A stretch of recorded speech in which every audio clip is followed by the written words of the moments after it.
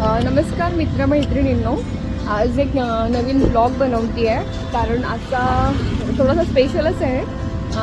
कारण माझा डॉग आहे Bob, is now 3 years old.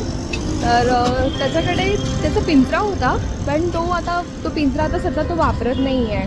मग मला तो पिंजरा ना देऊन टाकायचा होता. तर आज मी योदा फाउंडेशन ला चालली आहे, जे खारमध्ये आहे. तर पिंजरा मी आता गाडीमध्ये केला आहे. आता ना पावसाळा सुरू झाला आहे, तर खूप सारे स्ट्रे डॉग वगैरे असतात आणि तुमच्या बिल्डिंगच्या खाली वगैरे पण डॉग असते.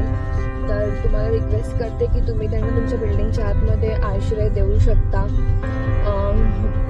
तुमच्या इन्कमचा छोटासा जरी पार्ट तुम्ही त्यांच्यासाठी डोनेट केला, म्हणजे बघा मंदिरात तर काय सगळेच जण करतात, पण हे मुक्या जनावरांसाठी ना खूप क्वचितच लोक डोनेट वगैरे करतात. तर ते तुम्ही करू शकता.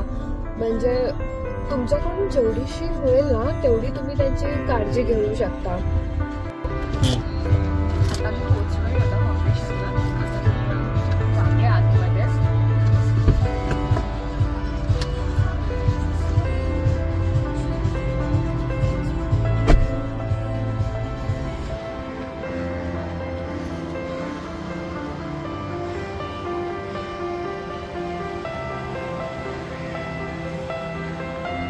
बॉबचा केज आणि जस्ट इकडे आता मूवमेंट केला आहे, देऊन टाकला त्यांना आणि खरंच खूप छान वाटतं आहे.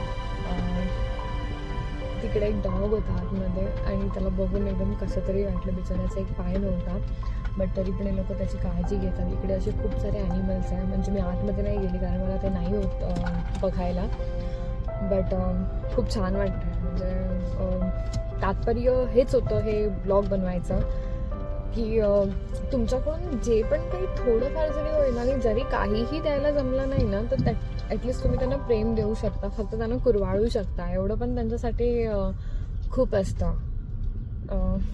चला मग थँक्यू.